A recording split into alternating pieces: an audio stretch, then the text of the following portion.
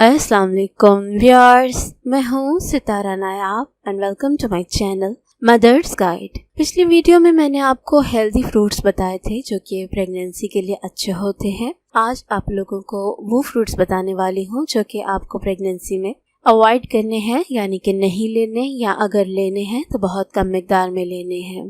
As a मुस्लिम हमें ये मानना चाहिए कि हर चीज़ में एतदाल या म्याना रवि इख्तियार करना बेहतरीन तरीका होता है। इसलिए जब आप कोई ग़िज़ा इस्तेमाल करें तो उसमें किसी भी चीज़ में ज़रूरत से ज़्यादा मत इस्तेमाल करें। अगर आप हर चीज़ को मुनासिब मकदार में इस्तेमाल करेंगी तो कोई चीज़ भी आपके लिए ख़तरनाक नहीं हो सकती। लेकिन आपको कुछ फ्रूट्स के नुकसान पता होने चाहिए। अगर आप हामिला है या आपने प्लान किया है प्रेगनेंसी को, तो आपको मालूम होना चाहिए कि ये फ्रूट्स आपको कम मकदार में लेने हैं, या अगर हो सके तो आपने वो नहीं लेने। पहला फल है पपाया। इसके अंदर एक मादा मौजूद होता है जिसे लेटेक्स कहते हैं। ये कच्चे पपाया या आधे पके और आधे कच्चे पपाया में ज्यादा मिकदार में पाया जाता है। अगर फीमेल कच्चा या आधा पका हुआ पपाया प्रेगनेंसी में खाएगी तो उसको जल्दी लेबर पेन स्टार्ट हो सकती है, प्री टर्म बेबी हो सकता है इस लेटेक्स की वजह से। इसलिए अगर आपने खाना हो तो आप फुल पका हुआ पपाया खाएं, क्योंकि उसके अंदर तो विटामिन्स और आयरन मौजूद होते हैं। लेकिन पूरी आपने कोशिश करनी है कि कच्चा या हाफ पका पपाया नहीं खाना। दूसरी चीज़ है पाइनएप्पल यानी कि अनानास। ये भी आपने प्रेगनेंसी में नहीं खाना, क्योंकि इसके अंदर कुछ ऐसे एंजाइम्स जिन्हें उर्दू में खामरे कहते हैं वो मौजूद होते हैं जो आपके सर्विक्स की जो टेक्सचर है उसको चेंज कर देते हैं और आपको वक्त से पहले दर्दें स्टार्ट हो सकती हैं। तो आपने कोशिश करनी है कि आपने पाइनएप्पल कम मिकदार में खाना है। और इसका एक और भी बुरा इफेक्ट होता है और वो ये होता है कि ये आपको डायरिया कर देता है। और अगर आपको प्रेगनेंसी में डायरिया हो जाए तो ये आपकी सेहत के लिए भी अच्छा नहीं होता और बच्चे के लिए भी नहीं अच्छा होता। इससे कोशिश करें कि आप इसको अवॉइड करें। तीसरी चीज़ आती है ग्रेप्स यानी कि अंगूर। अंगूर वैसे तो अच्छे होते हैं, अगर आपको कॉन्स्टिपेशन हो तो उसको दूर भी करते हैं। लेकिन अगर आप थर्ड ट्राइमेस्टर में हैं तो कोशिश करें कि आप अंगूर को मत खाएं। उसकी वजह ये होती है कि ये बेसिकली हीट जनरेट करने वाला फ्रूट है। ये आपकी बॉडी में हीट प्रोड्यूस कर देता है, जिसकी वजह से आपको जल्दी लेबर स्टार्ट हो सकता है या कोई और कॉम्प्लिकेशन स्टार्ट हो सकती हैं। उसके बाद आ जाता है वाटरमेलन यानी कि तरबूज। इसमें पानी काफी मिकदार में मौजूद होता है और ये आपके जिस्म को गर्मियों में हाइड्रेट रखता है। तो ये है भी फल गर्मियों का, तो गर्मियों में आप इसको खाती हैं। ये आपके जिस्म से जो फालतू के टॉक्सिन्स होते हैं उनको बहा के ले जाता है जिस्म से बाहर। लेकिन इस प्रोसेस में कई दफ़ा ऐसा होता है कि बच्चा उन टॉक्सिन्स के सामने आ जाता है और उससे अफेक्टेड हो जाता है। इसलिए कोशिश करें कि इस फ्रूट को कम मिकदार में खाएं। इसकी एक और रीज़न भी होती है कि इसके अंदर चीनी बहुत मिकदार में होती है और अगर आपको गेस्टेशनल डायबिटीज़ है तो ये आपके लिए हार्मफुल होगा।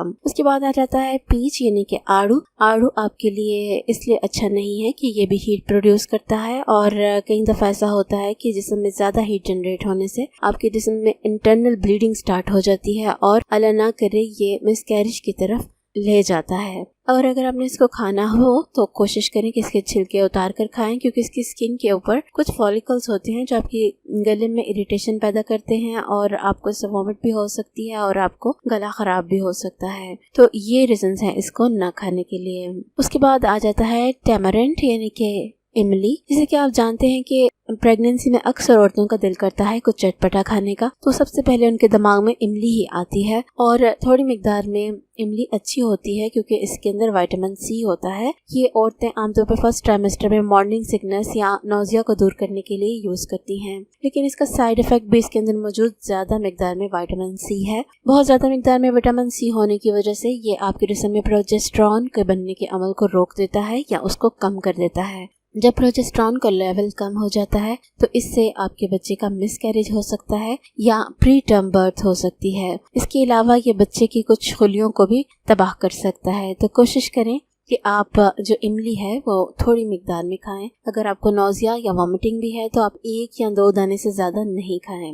इसके बाद आ जाते हैं बनानास यानी कि केले। आप हैरान होंगी सुन के कि केले किस तरह से आपकी सेहत के लिए बुरे हैं। तो अगर आपको एलर्जी है किसी चीज़ से, जैसे कि कई औरतों को चिटिनेस के साथ एलर्जी होती है जो कि बनाना में पाया जाता है। ये लैटेक्स की तरह की एक सब्सटेंस है जो कि एलर्जन के तौर पे जानी जाती है और ये आपके जिस्म में एलर्जी पैदा कर सकती है, एक्स्ट्रा हीट प्रोड्यूस कर सकती है। तो इसलिए आपने इसको लिमिट में खाना है और कोशिश करें कि इसको बहुत ज़्यादा मिकदार में न लें, क्योंकि अगर आपको डायबिटिक प्रॉब्लम है या आप गेस्टेशनल डायबिटीज़ को सफ़र कर रही हैं तो ये आपके जिस्म में शुगर का लेवल बहुत ज़्यादा बढ़ा देता है। उसके बाद आ जाता है डेट्स यानी कि खजूर। इसके अंदर बहुत सारे विटामिन और ज़रूरी न्यूट्रिएंट्स होते हैं, लेकिन प्रेग्नेंट औरत को ये अवॉइड करने चाहिए। अगर आप दिन में 1 या 2 खजूर खाती हैं तो वो भी ठीक है, लेकिन असल में ये भी हीट जनरेट करता है और अगर इसको आप आखिरी महीने में 4 से 5 खजूरें रोज़ की खाना शुरू करें तो आपको जल्दी लेबर पेन स्टार्ट हो जाती है, क्योंकि ये यूट्रस की कॉन्ट्रैक्शन को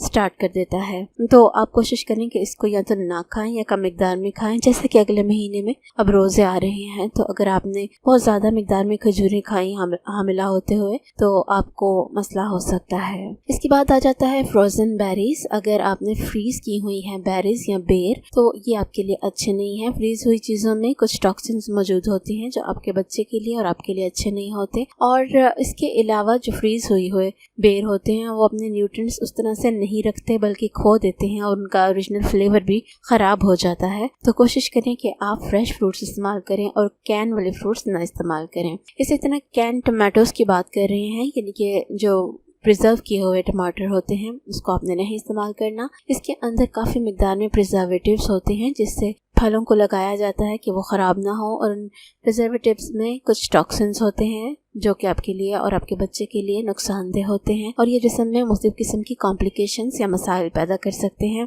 तो कोशिश करें कि आपने कैन टमाटोज नहीं लेने या कैन वाली फ्रूट्स दूसरे वाले या कोई और चीज़ें जो कैन फॉर्म में मिलती हैं वो नहीं इस्तेमाल करनी। अब सवाल ये आ जाता है, तो क्या प्रेग्नेंट औरत फलों का जूस पी सकती है? तो इसका सिंपल जवाब है नो। लेकिन अगर आपने इसको लेना है तो 1 गिलास से ज़्यादा आप ना लें हफ्ते में, क्योंकि इसके अंदर कुछ जर्म्स पाए जाते हैं। पहले ये चेक कर लीजिए कि क्या आपका जो फ्रूट आपने यूज़ किया है वो पेस्चराइज्ड है। अगर वो पेस्चराइज्ड नहीं है तो फिर आपको वो जूस नहीं पीना, बल्कि इसकी जगह आप कोशिश करें कि जो सूखे हुए जामुन होते हैं उसका आप जूस पिएं। उससे पीने से आपकी कॉन्स्टिपेशन दूर हो जाती है और उसके अंदर ऐसे न्यूट्रिएंट्स भी होते हैं जो आपके लिए अच्छे होते हैं। इसके अलावा आप विटामिन सी वाले जूसेस पी सकती हैं जिसके अंदर फॉलिक एसिड होता है। कोशिश करें कि जो डॉक्टर आपको वो डिज़ोल्व करने वाले विटामिन सी देती है उसी के ऊपर गुजारा करें और ज़्यादा बाहर के जूस ना पिए। एक तो वहाँ पे जर्म्स हो सकते हैं, दूसरे उसमें शुगर लेवल ज़्यादा होता है जो आपको ओबीस भी कर सकता है और आपके लिए